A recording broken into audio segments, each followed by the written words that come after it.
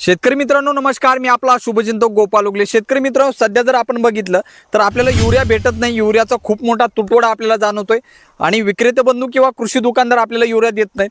खरं तर देत नाही याचं कारण असं आहे की खरोखर युरियाचा तुटवडा सध्या बाजारामध्ये आहे। परंतु हा युरियाचा तुटवडा आपल्यासाठी, आपल्या पिकांसाठी, आपल्या मातींसाठी खूप चांगला आहे शेतकरी मित्रांनो, असं म्हणायला हरकत नाही। कारण युरियाच्या ऐवजी सुद्धा चांगलं खत आहे, ते आपण वापरू शकतो।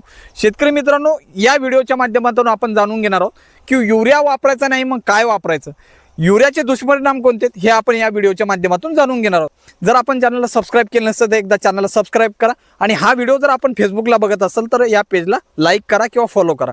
शेतकरी मित्रांनो, सुरुवातीला आपण युरियाचे दुष्परिणाम जाणून घेऊ। युरिया वापरल्यानंतर काय होतं किंवा युरिया का वापरायचा नाही हे आपण जाणून घेऊ। युरिया हा विष आहे आपल्या शेतीसाठी किंवा मातीसाठी, हे बऱ्याचदा आपण ऐकले। त्यामुळे शेतकरी मित्रांनो, युरिया खरोखर हा विष आहे आपल्या मातीसाठी। माती सुद्धा कडक करतो किंवा तो जास्त काळ पिकांमध्ये टिकत नाही, पिकांमध्ये जास्त दीर्घकाळ त्याचे रिझल्ट आपल्याला दिसत नाही। खरं तर याचे दुष्परिणाम काय, तर जमीन कडक होते। दुसरी गोष्ट म्हणजे जरी तो स्वस्तात भेटतो परंतु दीर्घकाळ त्याचे रिझल्ट भेटत नाही आपल्याला। समाधानकारक रिझल्ट जागीच भेटतो, म्हणजे 3 ते 4 दिवसामध्ये आपल्या पिकांमध्ये टिकतो। त्यामुळे शेतकरी मित्र, युरिया हा का वापरायला नको, तर युरिया हा ॲमायडा फॉर्ममध्ये असतो आणि तो जागच्या जागी लगेच लागू होतो, परंतु दीर्घकाळ रिझल्ट हा पिकावरती दाखवत नाही। तो जास्त होलाटाईल असतो, म्हणजे जागच्या जागीच आपल्याला रिझल्ट त्याचे दिसतात, त्यानंतर दीर्घकाळ त्याचे रिझल्ट दिसत नाही। त्याच्यामध्ये नत्राचा जर आपण विचार केला तर 46% त्यामध्ये नत्र आहे, परंतु ते हवेमध्ये उडून जाण्याचा जास्त चान्सेस युरियाच्या खतामधून आहे। त्यामुळे शेतकरी मित्र, युरिया का वापरायला नको, तर हे त्याचे मी तुम्हाला ड्रॉबॅक सांगितले। आता युरिया का वापरायचं नाही हे मी तुम्हाला थोडक्यात सांगितलं शेतकरी मित्रांनो। परंतु युरियाच्या ऐवजी आपण काय वापरायचं की जे युरियापेक्षा खूप चांगल्या पद्धतीनं काम करेल आणि युरियापेक्षा दुप्पट आपल्याला फायदा होईल, ते खत म्हणजे शेतकरी मित्रांनो अमोनियम सल्फेट। आता शेतकरी मित्र, अमोनियम सल्फेटचे दुहेरी फायदे आपल्याला बघायला मिळतील त्यामध्ये। कारण अमोनियम सल्फेट ज्यावेळेस आपण शेतकरी मित्रांनो वापरतो ते खरं तर त्यामध्ये 2 घटक येतात, नत्र सुद्धा येतं आणि सल्फेट सुद्धा, म्हणजे सल्फर सुद्धा येतं। शेतकरी मित्रांनो, मग आपल्याला अमोनियम सल्फेटच का वापरायचं, कारण अमोनियम सल्फेट म्हणजे 2 घटक तर आहेत।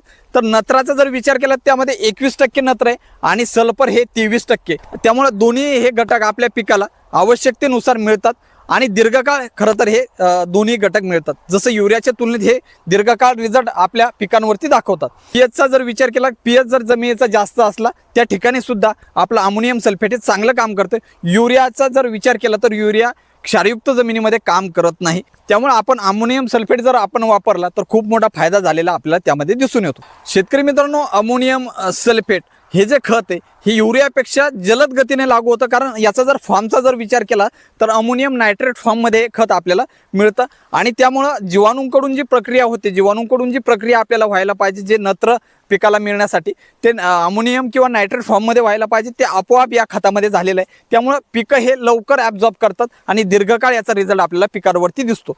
याच्यामध्ये दुहेरी फायदा म्हणजे याच्यामध्ये नत्र सुद्धा भेटतोय आणि सल्फर सुद्धा म्हणजे गंधक सुद्धा भेटतोय। या दोन्हीचा, या 2 घटकांचा दीर्घकाळ रिझल्ट आपल्याला आपल्या पिकांवरती दिसून येतो। आता नत्राचा जर आपल्याला विचार केला तर दीर्घकाळ रिझल्ट आपल्याला दाखवत आहे आणि जर सल्फरचा जर विचार केला तर सल्फर आपल्या चयापचन क्रियेसाठी, पिकांच्या चयापचन क्रियेसाठी महत्त्वाची भूमिका बजावतो। दुसरा जर विचार केला तर प्रोटीन वाढवण्यामध्ये, पिकांमध्ये प्रोटीनची संख्या वाढवण्यामध्ये किंवा प्रोटीन वाढवण्यामध्ये महत्त्वाची भूमिका बजावतो। त्याचबरोबर आपली जे फोटोसिंथेसिसची जी प्रक्रिया असते ती सुद्धा चांगल्या गतीनं चालू ठेवण्यासाठी सल्फर ही महत्त्वाची भूमिका बजावतो। त्यामुळे शेतकरी मित्रांनो, जर विचार केला युरियाचा आणि अमोनियम सल्फेटचा तर आपण अमोनियम सल्फेट हेच खत एक पर्यायी खत म्हणून त्या ठिकाणी वापरलं पाहिजे। धन्यवाद।